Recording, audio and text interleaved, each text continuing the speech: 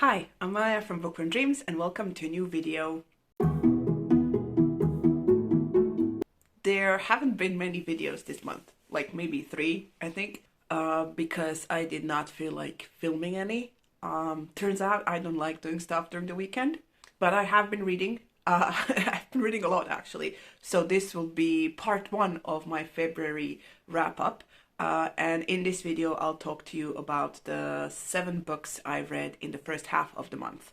The first 2 books I'm going to talk about is The Last Mile in Saunders City by Luke Arnold and the sequel Dead Man in a Ditch.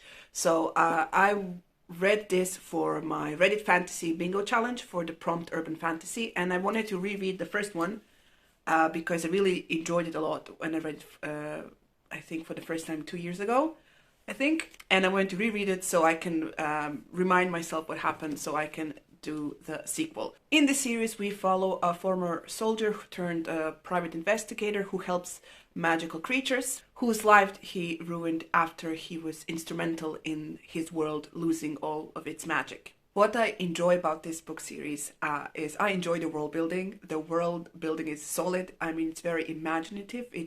You learn what happens after magic leaves a world and what the consequences are. The atmosphere is there. It's bleak, it's grimy, it's dark, and there's so much noir flair that I have no idea how I didn't even notice it when I first read it, but in the reread of the first book I was like, this is a bit much, because on the reread I listened to the audiobook and the author himself does the audiobook, and by the way, he's also an actor, so he's very good at the audiobook stuff. But at some points the noir flair was a bit much. It might be a bit much, but it does serve the character who is so tragic. I mean, poor Fetch Phillips. Like, in the first book we sort of follow him as he works on 2 mysterious disappearances. And throughout the first book, we get sort of flashbacks of his history, of his sort of military career and everything that he did in his life to get to this awful point in his life that he's at the beginning of the first book. He's just so tragic. I mean, you're not supposed to compare like tragedies and whatnot, but like poor Pitch. I mean, the only thing he wants in his life is to I guess find a family, find his people and whatnot, and he is just being used and manipulated and just used as a token. And it happens in the first book and it's happening in the second book, and when I was reading the second book I was like, can you not realize what these people are doing to you? Do you not see that they're using his eagerness to be helpful and eagerness to atone for all the mistakes that he has made, to use it to against him and to use for their own personal benefit, which is usually bad for everyone else. Both books deal with what people would do for magic to come back. Like there is a line in the first book where he says, like people would turn monstrous to get like that feeling back, that all these magical creatures that are now like without magic, they're basically slowly falling apart, and they're doing anything they can to survive and whatnot. There were some creatures who like seemingly came to terms with their current condition, but if you offer them one sliver of hope that things might go back to the way they were, they just made a 180 and just turned monstrous. And it's a fascinating read. So as I said, in the first book we follow Fetch as he's trying to work out the disappearance of 2 characters, one an old vampire and one siren who wants to become a singer. And in the second one, the second one is more actiony, is more fast paced. There are many cases that Fetch works on, but all of them are connected in this sort of grander scheme of the mystery of whether magic is back or not. And Fetch has become sort of more known as the person who's trying to get magic back. I enjoyed reading the second one. I had fun. It's kind of difficult to place this book whether to sort of categorize it as urban fantasy or just fantasy, but the noir element just kind of pushes it into the urban fantasy category. I like this book. I do have the third one on my shelves over there, and I am looking forward to continuing with the series because I am enjoying the tragedy of Fetch Phillips, and I'm curious to see what kind of trouble he gets himself in the third book. The next book I read is Along the Razor's Edge by Rob J. Hayes. This is my first Rob J. Hayes book, which is cool. Also a book I read for Reddit Fantasy Big On Challenge, and this is for the prompt author that uses an initial. And basically this is a self-published dark fantasy story in which we follow Escara, who is 15 years old, and she found herself in the pit, which is this giant prison. From a young age she has been training to use her magic, and she participated in this great war, and of course her side lost, and now she finds herself in this pit without magic and with only one friend, and her childhood friend, and she basically has to find allies and find a way to get out of there before she's broken or used by the overseer of the prison, who wants her basically to work for the enemy. So the magic system is it's pretty simple. You basically eat an element, and then if your body can process this stone thing, then you can use the magic of that element. So a specific stone correlates to a specific kind of magic, and not everyone is not attuned to all the elements and all the kinds of magics. We find out about the magic system, the world, and Escara's history through flashbacks throughout the story. What is kind of interesting in this story is the fact that, Escara is 15 years old. And if you have been watching our channel for quite some time, you know I don't like teenagers and find them very annoying. But the thing with this story is that we hear about Escara and her story. It's being told from the older Escara's position. The older Escara is sort of remembering her time in the pit, and she's telling her story and telling the people she meets and all the things that she does, but she also explains all of them. Like, she tells you the reasoning why young Escara did something, and then she will tell you why that was so stupid and why it didn't work and whatnot. So you got to sort of have this benefit of looking at teenagers do stupid shit through like the eyes and wisdom of an older person, which, it made it a much better read than it would be if we just followed through Escara's mind, because Escara is, she's young, she's brash, she's angry, and she's sort of a bit controlled by her hormones, and she picks the wrong people to be attracted to, and it was at points was kind of like I was rolling my eyes, but then you get sort of the wisdom and whatnot of the other and older Escara, and that kind of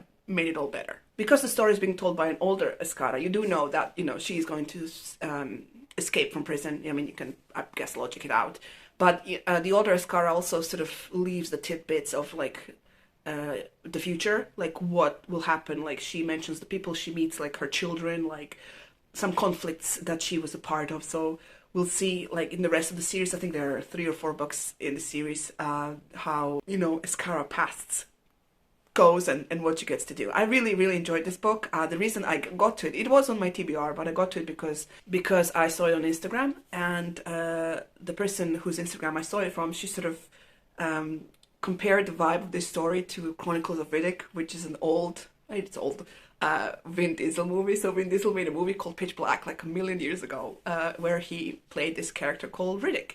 And Riddick is a total badass mercenary, whatnot. And so they made a sequel to Chronicles of Riddick, which basically does have that whole escape from prison plot. And you do have a younger female character that we met in Pitch Black that appears in the Chronicles, and then, stuff happens. But yeah, I was like very intrigued, and I read it and I really, really enjoyed it. It's a really fun book. The next book I want to talk about is called Entreat Me by Grace Draven. I wanted to read something by Grace Draven after reading the Phoenix Unbound, which I did not like at all. And I wanted to read something that I knew I was going to like, and that is this story. This story is Beauty and the Beast retelling with a twist. So basically, in the story we have a man and his son who were cursed by the man's dying wife, to never be loved by a woman, to turn into a beast, and all the horrible things, and so on and so on and so on. So, time goes by, and at one point the son brings this beautiful young woman back home, I guess, to marry, and everybody thinks, oh, this is it, like the curse is going to be broken. And then the beautiful young woman's sister comes by. She's a widow, and she basically came to rescue her sister from ruin because she ran in the night and whatnot. So she wants to save her reputation, so she follows them and basically stays with the son and the father and their small staff at this ruined castle to, I guess, chaperone the courting and whatnot. And what I really liked in this story is the older sister. Her name is, so the older sister, Louvain or something, basically at the beginning has a sort of rocky start with a relationship with the father, and but soon they sort of come to this arrangement because she's a widow and he's like, he's like he has some rank in the society, whatnot. Has been married, technically also widowed. Basically, they come to an understanding, an arrangement, and they sort of start their affair. And from that, from flirtation to all the smutty scenes, which were great. Comes affection, and then comes feelings, and then it blossoms into more. And it was really fun read. There's a thread of like this merchant who from Louvain's village, who basically ruined their father several times over, and Louvain always sort of figures out how to pay the money back and to save her father. But the merchant is very set on marrying the younger sister because she's beautiful and whatnot. So at one point he comes and causes trouble and whatnot, and people turn into beasts, and there's carnage, but everything gets resolved. It's a Grace Draven book. It's a fantasy romance. It's really fun. Easy read, and I really had a fun time reading it because Grace Draven has a really I enjoy her writing style, and I enjoy the world that she creates and the characters and the way that the relationship she creates, how they develop. And other than Phoenix Unbound, everything I read by Grace Draven was really fun, and so was this book. And for the last part of this wrap up, I have 3 novellas that I read. So I'm participating in the Kristanelli Awards. So Kristen from Kristen SFF Reader basically created her own like Kristanelli Awards because she wanted to see like what the difference between people who decided to participate picks for the 2022 sort of best in speculative fiction would be different from like the official Hugo ones. And so the goal is basically for anyone who participates to read a certain number of novels and a certain number of novellas published last year. And of course I am behind, and I took a weekend and I read 3 novellas, none of which I really just they were fine, but I didn't have like the best one. My dog is making noise, I'm sorry.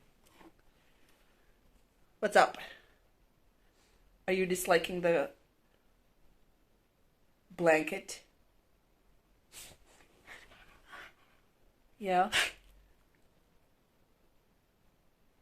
So the first novella I read is Even Though I Knew the End by C.L. Polk. This is a fantasy, murder, mystery, noir thing with a sapphic romance set in the alternate 1930s in Chicago.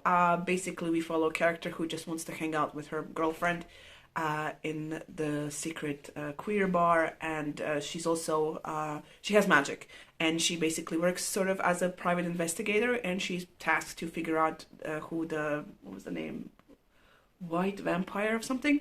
So there's a serial killer that's going around killing people and using their blood for magic, and she's supposed to figure out who that was. And throughout the story we sort of figure out why she knew it was the end, and we also figure out what was happening. There is a whole angels, demons thing happening in the story, and I don't want to spoil it because it's a novella, but it's kind of predictable, and also the end was frustrating because it seems to me that the character does not learn from her mistakes and is doomed to repeat them.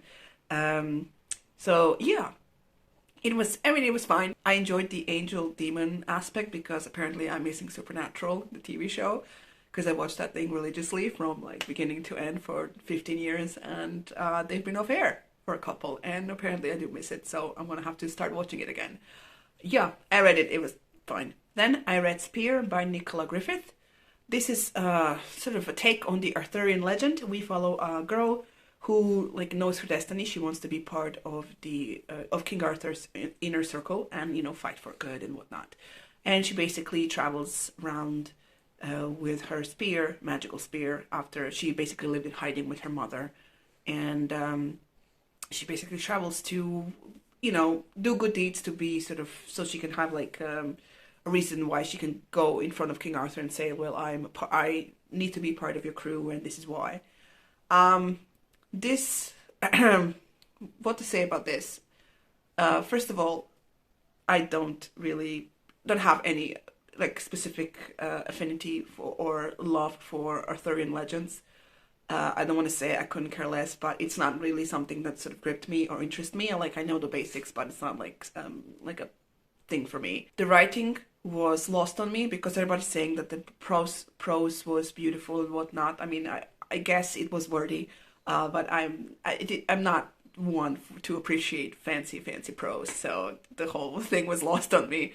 But yeah, also I did not really connect with anyone. I mean, the whole writing style, it made it difficult for me to connect with any of the characters. Yeah, I was bored listening to it. If I had to read it physically, I would have DNF'd at like very quickly, but because it was an audiobook form, I could like fold laundry while listening to this, and which I did. And yeah, I finished it, and like, okay, I read it, and that's it. And the last novella I read was The Bruising of Kilowatt by Nassim Jamnia. This is a story that is set in a queer normative Persian-like empire, where we follow a refugee practitioner of blood magic, which is bad. You're not supposed to do that in their town. She works for like a doctor in a clinic, and there's this mysterious disease that is causing harm and also causing political strife, because the locals, they don't have good intentions towards the immigrants and refugees that come to their city, and because they're part of this war, there are like waves and waves of refugees that are coming, and stuff keeps getting worse and worse, and their riots and whatnot. So the whole story sort of deals with the problem of immigration, of gender as well, and there's always talk of healing and family. I like the setting. The story was a bit slow to start, but also kind of quick to finish. And I feel like on the halfway I knew who the bad guy was, and I kept reading just to figure out how long it will take our main character to figure out who the bad guy was. I mean, there was a mysterious cellar, and you could not figure out that was where the dude was doing experiments and whatever. Anyway, yeah, I read it, and it was fine. It turns out that I'm not really fond of novellas. First of all, they can be too short. And if, authors are trying to cram too much into it, it just loses, they lose me as a reader, and it's difficult to follow. And I'm like, okay, I guess I like things to be more cut and dry. So, yeah. So those are all the books that I've read in the first half of the month. If you have read any of these and you want to share your thoughts, please do so down below in the comments. There are some links in the description box for you to check out. If you like this video, please press the like button. If you haven't already, please subscribe to the channel. And that's it. Thank you so much for watching, and I'll see you in the next video. Bye!